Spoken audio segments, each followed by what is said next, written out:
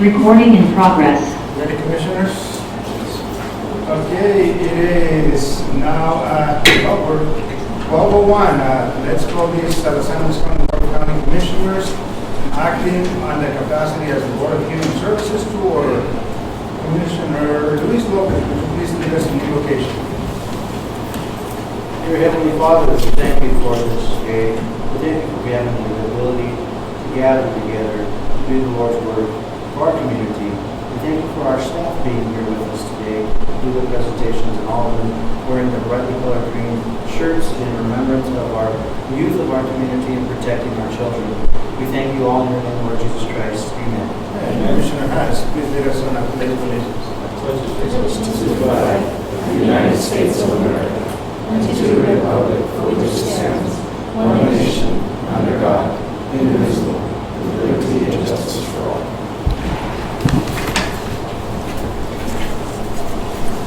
Roll call, Mr. Curran. Commissioner Luis Lopez. Here. Commissioner Hess. Sir. Commissioner Fisher. I am here. Any changes to the agenda? No, at this time, Commissioner. Thank you, sir. Motion to approve the agenda? Motion to approve the agenda.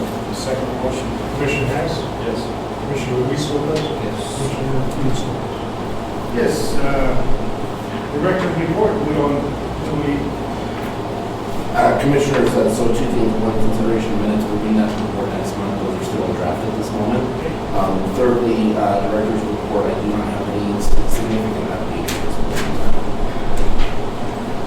Section 4, new business, consideration of caseload, counts, and activity by program. And Commissioners, I apologize. We went a little bit later than we were hoping, so some of our staff were not able to attend another state meeting scheduled at this time, so they're not able to attend. So I'll just give case counts today. Very good. So first and foremost, adult and aging services. Roy is not with us, Ms. Ringo. So just a quick update on our account, adult protective services. You'll see in the month of July, we've had several of our cases close out over the last few months. So we are now down to 19 active cases. However, our referrals did jump. We saw 7 referrals that we did screen in for the last half of July. Any questions on that piece? For single entry point, you will see our numbers are right there as well. Currently, we have, I will just give a total client count, 456 clients within the single entry point program. Again, that includes both Los Angeles and North counties. We saw 10 assessment approvals in the month of July. We saw 4 nursing home approvals, and we had 4 denials, and we had a total count of 18 assessments for that month. Any additional questions? So next up, I will ask Ms. Eklund to give the presentation.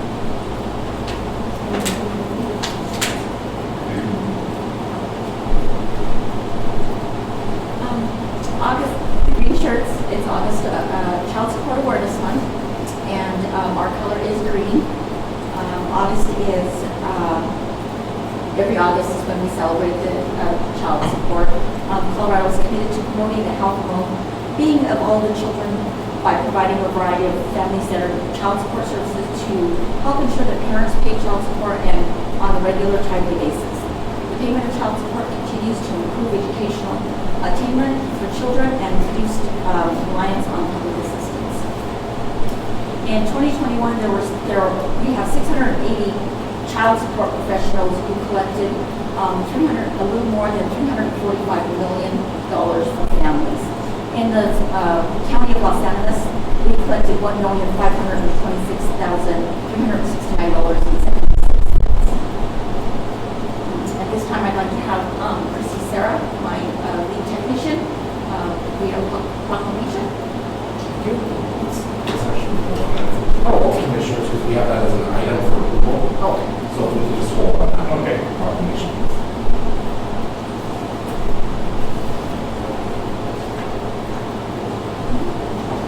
Ms. Eklund, one question. Sure. Sorry. Last time we met, you indicated that the state was going to start or they did start the driver's license suspension. Has that been taking place? And if so, how many Los Angeles County are affected? Well, I really couldn't give you an exact number. What happens is we get a list every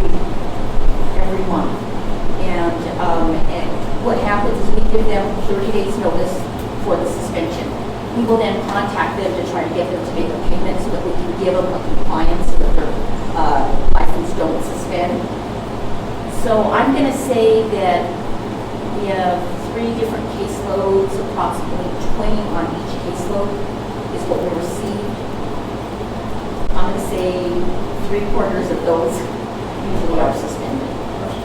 Now, do they have to go through the courts for that to happen, or they have to go through DOD? No, by us giving them notice, we don't have to go through the courts. As long as they have notice. We give them a 90-day notice, a 30-day notice, and then we suspend. And if they get caught driving under revocation, or they do bucks. Yes. Okay, thank you.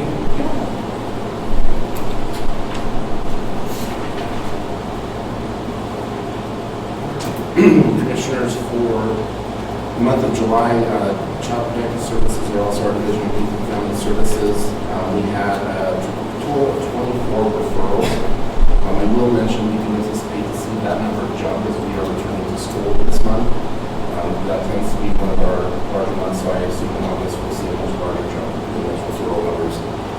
Currently, we have 6 children that are placed in home.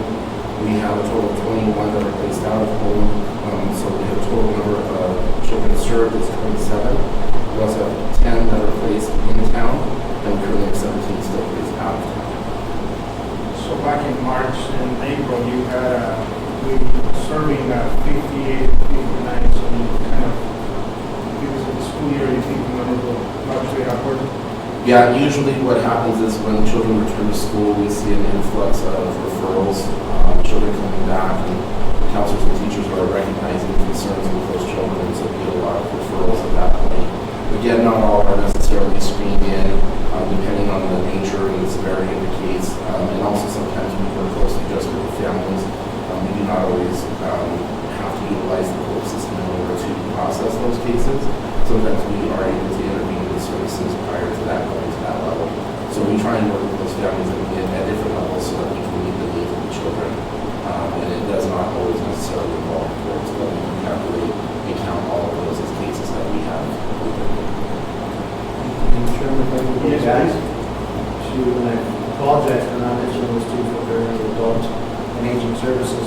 This morning we had a presentation by Ms. Maria Espinosa and Ms. Sandy Dahl right in Ohio. I don't know if we're listening or not. I kind of mentioned that we can reach out to you for us to get if there would be something that DHS can assist in. Absolutely. Absolutely. We invite anybody that has any kind of outreach with any of the population we serve to reach out to us. We will ask for the capacity. So please send them our way. All-inclusive services, thank you. And thank you both for all the work that you do. I mean, it's incredible. Let me pass on this. Yesterday I had an opportunity to run into someone that knew my father, and then of course the passing, but great thank you to DHS for the services that you provide to this community. And I mentioned to this person to send a card, something in writing to the department, because I can only tell you that, I'm not going to give you a name, but certainly I was moved with the story that gave me the compassion, the services, and the continued phone calls. So that only tells me, thank you all of you for the work that you do. It's one-stop shop for our community, from the little ones all the way to the elderly in our community. So thank you. Appreciate it. Yeah, our staff do a really amazing job at trying to work with the community in every capacity. Challenges come up at every stage of life, and so we're there to help assist them through those challenges when they're having that. It's unfortunate we can't assist everybody, but we do our best to try and assist as many as we possibly can, because it keeps our community thriving. And the comment that this individual family said to me, even in the midst of COVID, politics, we all didn't get involved. So that was great that the human element was there, and we provided services. And I tell you, because this family and I go see my father, and they will see theirs, and we had a little bit of a commonality that their stories just moved me, and that belongs to all of them. So my hats off to them. Thank you. All right. Any other questions on our Division of Youth and Family Services? And then finally, I have Ms. Garrison with Economic Security.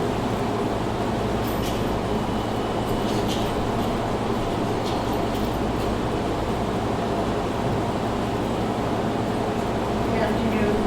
So today I'm going to talk to you a little bit about a program that's a financial adult program for our 60-year-olds.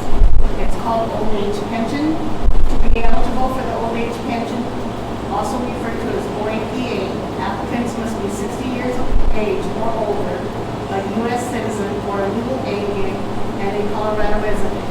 The period of time for which one has been a Colorado resident is not a factor. In other words, newcomers coming to the state are eligible for this program. However, beneficiaries must have been a legal U.S. resident for the 5 years preceding the application. Colorado's Old Age Pension Program provides financial assistance to elderly, low-income Colorado residents 60 years of age and older to help them attain a minimum monthly income. To be clear, this program does not provide a consistent lump sum of financial assistance, but rather the amount varies and is the difference between the participant's current income and what is determined to be the minimum acceptable level of income for a particular year.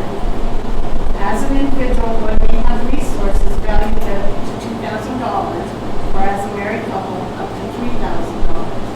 An applicant's monthly income cannot exceed $879, which is also the amount that they would receive for the OAP. Old age security pension amounts for the 222 year are $879, and as we get our cost of living adjustment, that will go up.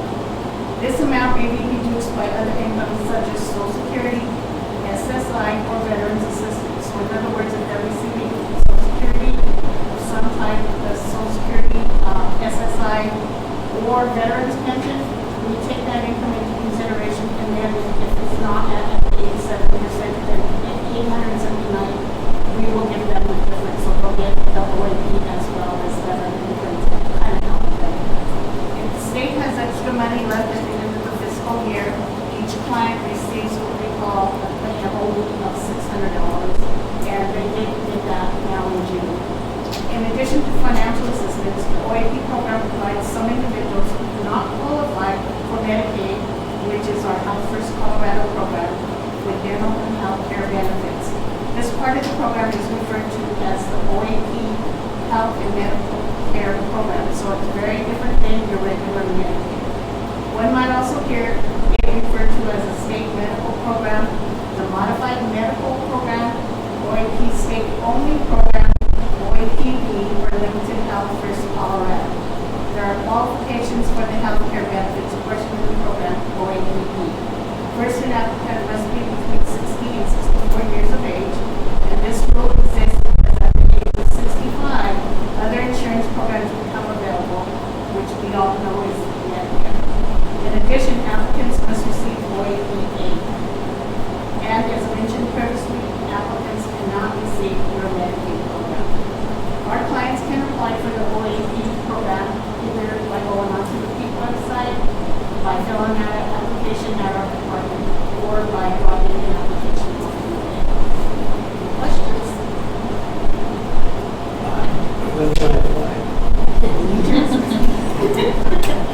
What is our amount of folks in the community utilizing this program?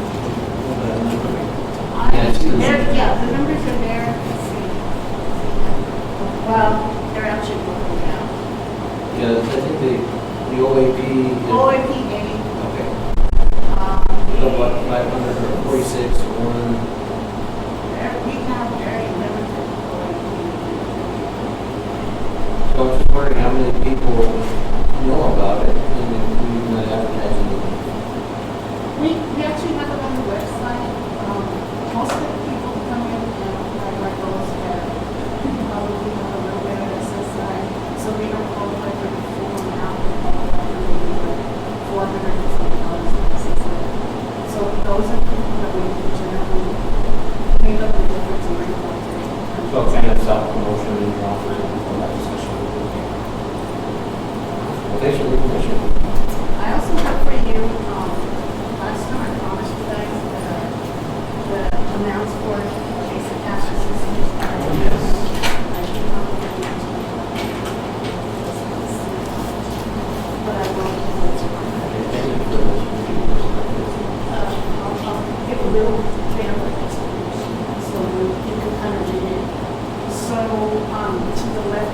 no caretaker, that means we have people that take care of children, don't ask for assistance. That would be them. So if you look at the needs standard, then you go across, the top is the number of children they have. So they can't have more than that on the top one in order to qualify for that person. Then you go down to one caretaker, same thing, you go across with the children. The needs standard is what you pay attention to, and then the bottom grant standard is what they will receive. So like, the needs standard number 2, caretaking don't imply 2 individuals caring for that individual. And it keeps going down as you add more children, so the amount gets But that kind of gives you an idea of that program and what we actually look at in order to And you said that that was coming from the statewide time. Yes. Thank you for the information. So they don't know the answer back.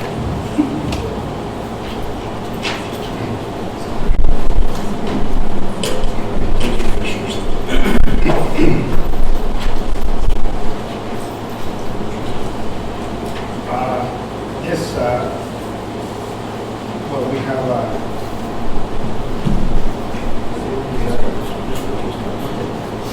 I'll entertain a motion for the case counsel program and activities. Move for approval of case bill counts and activity. Second motion. Commissioner Luis Lopez? Yes. Commissioner Gatz? Yes. Commissioner Peterson? Yes. Consideration of core service plan fiscal year 22-23. Commissioners, in front of you, we are required by state and federal statute to submit for our core program, which is within our child welfare system. Core provides assistance to families in many different ways. Most of it is therapeutic in nature, so we have several providers we work with throughout the county that provide therapeutic services to our families that we work with. It also provides substance abuse, sexual abuse, day placement treatments in RTCs or RCCFs, and a multitude of other items. It also provides us funding to support case-aid staffing, to allow our case-aids to work with families during their visitations, to provide transportation and other items. The program is both a 100% and an 80-20 program. The 100% is upfront. Once we exhaust that amount, then we move to the 80-20 for the remainder of the fiscal year. And so in front of you today is a plan. We are required to do an annual update. This is our last for the 3 years, and so next year we will have to do a full revamp of the core plan for 2023-24. Usually, how long does the 100% last, and how much of the 80 do you have to use? So of and you will see in there's a breakdown of the financial allocations. I believe it is on the second to last page is the start. You'll see that there's a 80-20 funding summary there. We received a total of $95,543 in the 80-20, but our 100% on the next page is $266,386. Excuse me. So we utilize the majority of 100%, and we do use the 80-20 eventually because we do run out about 3/4 of the way through the year. But I do not believe we've exhausted the 80-20 funding at any point in the last 2.5 years I've been there.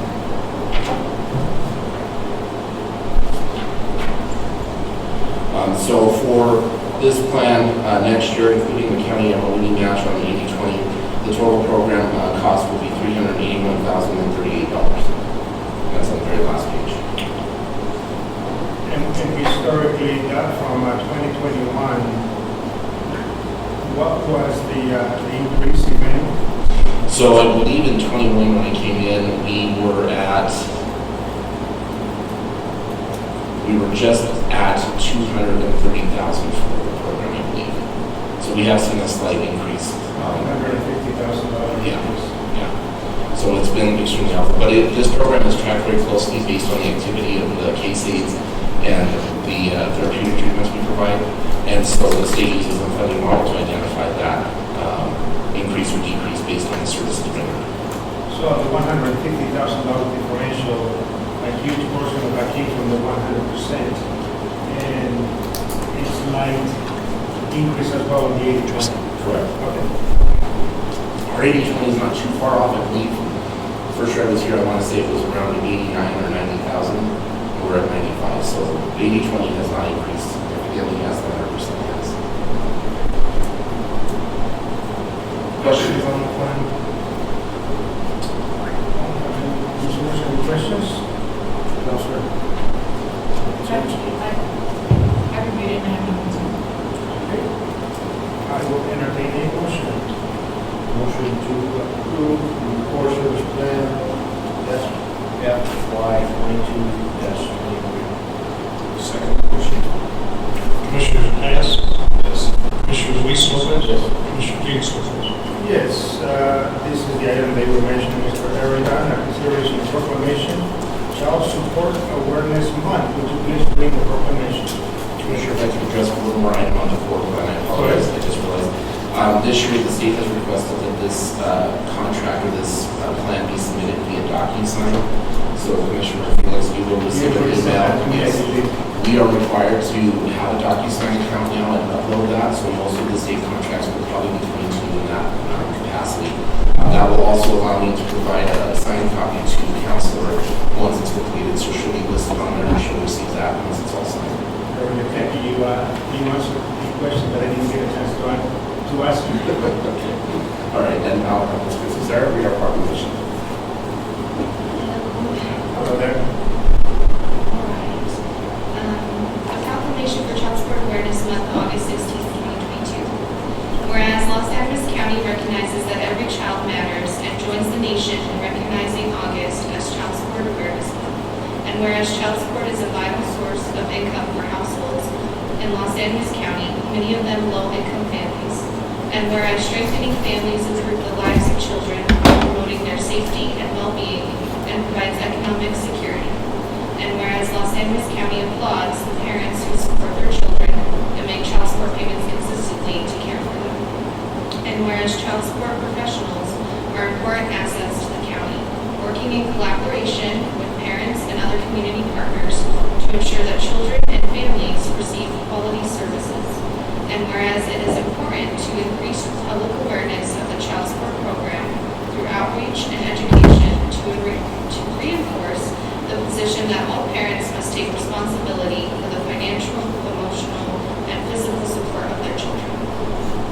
Now therefore be it resolved that the Board of Commissioners of the County of Los Angeles, State of Colorado, proclaims the month of August 2022 as Child Support Awareness Month, and encourages all citizens of Los Angeles County to work together to make our children's future stable and bright. And on behalf of the Department of the Child Support Unit, we've got Christina, who are our enforcement technician. She's going to hand out little goodies for everybody. Oh, While you guys are kidding, well, let's finish the let's, any questions, congratulations, and really thank you for the name. Will you be posting that on the website and then perhaps send it to the newspapers? Correct, yeah, we will do a press release on this. We also post it to our two social media accounts on both LinkedIn and on Facebook. And then we do have information about the awareness piece that will be posted to the website, including our proclamation. Thank you very much. Thank you. This time I will entertain a motion.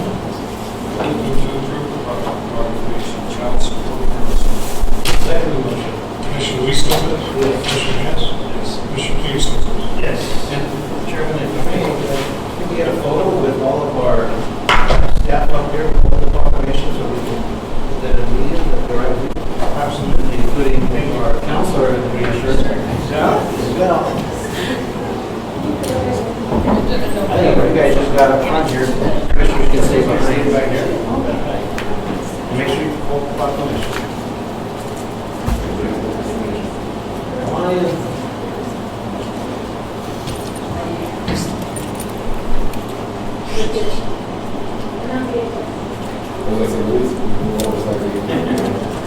Everybody from here, 1, 2, 3.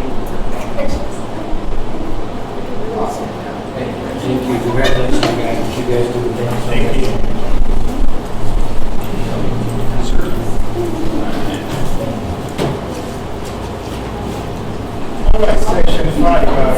reports, information only. Financials as of April, May, and June 2022, Mr. Aragon. So Commissioners, as an update today, we are still in the process of our 22, prepping those numbers for the budget proposal coming out in September. So Mr. Blasey is currently working on the 22 numbers. And so I will have a formal report to you at next month's meeting. But for information only today, currently for ending period June 30th, this includes the April and May. I will run through where we're at with year-to-date totals. So that we can get an update. Currently, year-to-date, we show total in current taxes of $638,861.78. We show a total of $41,101.99 in delinquent. We show a total of $72,933.70 in specific ownership taxes, and we show a total of $9,890.46 in senior veterans. So year-to-date so far, we show a total of $762,787.93. In addition, all of our programs, and I do not know if we're lucky to run through all of them individually, but as of today, year-to-date, we show a total year-to-date revenue of $8,179,718.42. That is both current property taxes, all local taxes, as well as programmatics from state and federal. And then, can you extrapolate a little bit on the change in fund balance? So that current number came from our April report. We're still awaiting updates for the May and June.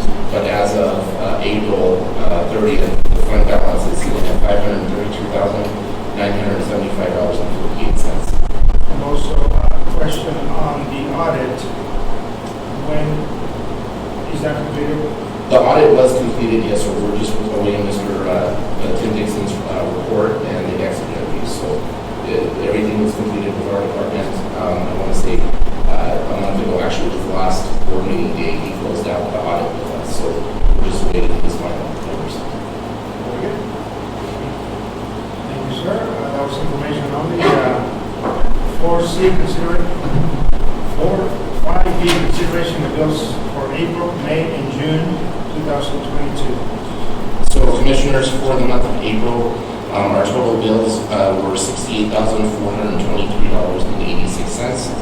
For the month of May, the total was $35,769.18. And for the month of June, it was $93,809.82. And that $98,000 was a much larger sum because we had a quarterly payout to referendum single entry point services. And so that's where that amount came from, that it's much higher than the others. Questions, Commissioners? No question. I will entertain a motion.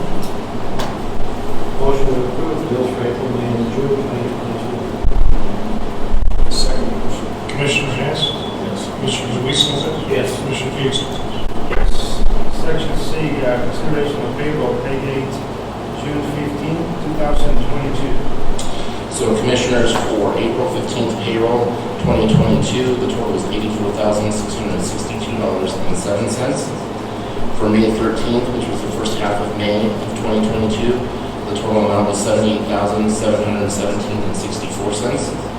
And June 15th, which was the first half of June, the total payroll was $80,625. Questions, comments? I will entertain a motion. Move for approval of payroll for payday June 15th, 2022. Second.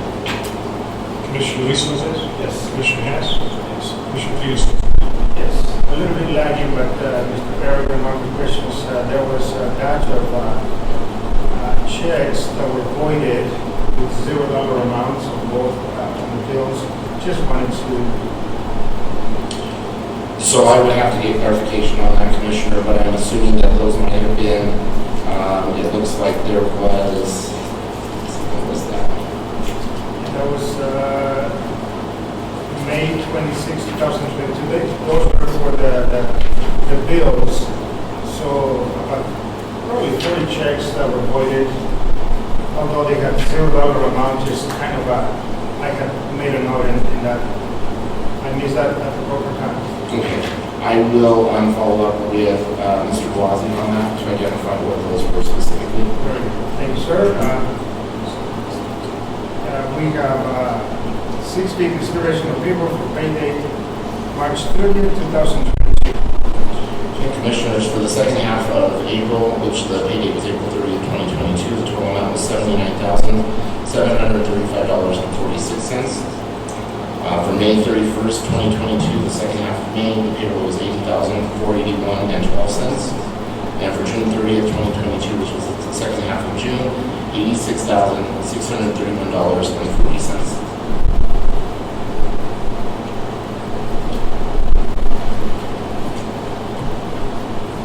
Commissioners, right away, I just need to note I put in here, thank you for running the three-way verification. I like that. Your Excel spreadsheet, your 10 by key tape, and then the report. So, Ms. Mignon Sanchez, our payroll specialist, is quite adept at making sure that she checks those numbers through and through. So we appreciate the accuracy of that reporting. sir, any questions? Any other questions? Commissioners, I'll entertain a motion. Motion to approve payroll pay date March 30th, 2022. Second motion. Commissioner Hess? Yes. Commissioner Luis Solzner? Yes. Commissioner Solzner? Yes. I'm sorry, Commissioners, I just want to clarify. Mr. Aragon, on your agenda, items A and B were for pay date June 15th, 2022 and March 30th, 2022, which were the motions that were made.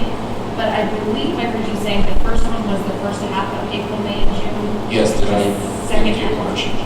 Both, the agenda says June 15th and March 30th. So I think we might need to amend the motions. Do I have a different agenda thing? Yeah, there should not be a March. It should be April, May, and June. See you. Yeah, please, because I have mine. And this is what the motions that were just made. Yes, I do.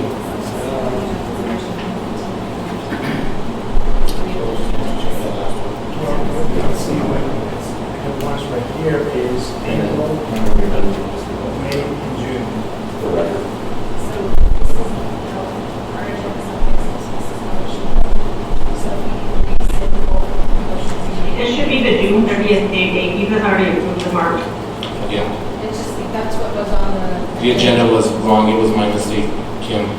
So I need to amend my I motion. left the March on there by accident.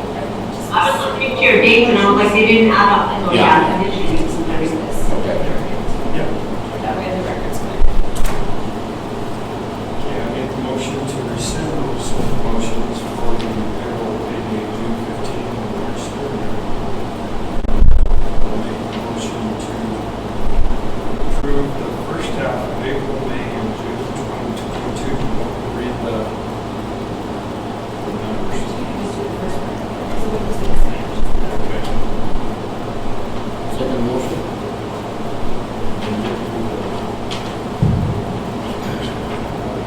Yes. Commissioner Luis Solzner? Yes. Commissioner Hess? Yes. Commissioner Luis Solzner? Yes. Oh, yeah, both motions are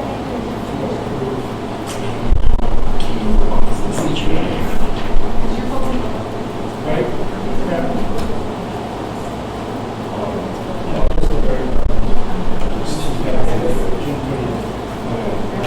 Motion to approve payroll for pay date June 30th, 2022. Second motion. Commissioner Hess?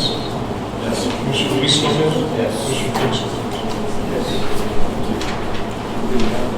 Thank you, Mr. Aragon. Thank you, commissioners. Appreciate it. Thank you. Sorry about the And mix-up so there. now, we'll entertain a motion to adjourn this meeting and resume the regular Board of County Commissioners meeting.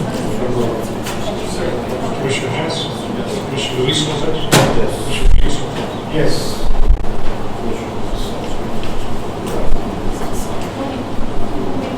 I make the first one. Thank you, gentlemen. Thank you, Phil. Thank you, everybody. Okay. Thanks, Phil. Motion to go into executive session. I'm sorry. I was trying to catch up on minutes. to make a motion to adjourn DHS. Luis did.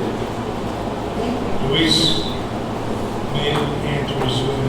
And to Antonio second. And to resume. resume. And so now we're going to go into executive session. The board will be in executive session under CRS 246424B, conferring with the county attorney for the purposes of receiving legal advice on specific legal questions. Item A, FANLI. B, text my God. C, knowing contract. B, overtime. E, county bar. May I get a motion to go into executive session? Make a motion to go into executive session. Second motion. Commissioner Luis Lopez? Yes. Commissioner Hess? Yes. Commissioner Fix?